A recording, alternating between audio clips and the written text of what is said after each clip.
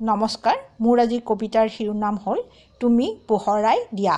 হে নৱবৰ্ষ তুমি পোহৰাই দিয়া, ধুঁৱলি কুঁৱলী হৈ পৰা এই ধৰিত্ৰীক নিকা কৰা মনৰ ক্ষোভ হতাশা কিমান ৰাঙলী হ'ব।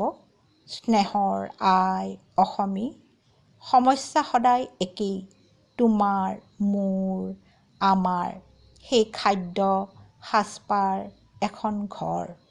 তথাপি সংঘটিত হয় হত্যাৰ এই নৰমেধ যজ্ঞ। ইতিহাসৰ বুকুত শুই পৰা মা কালিয়ে এদিন পিন্ধিছিল এধাৰী ভয়ংকৰ মালা। সেই গতি সমাপ্ত হৈছিল হঠাৎ, নিজে নজনাকৈয়ে শিৱৰ বহল বুকুত।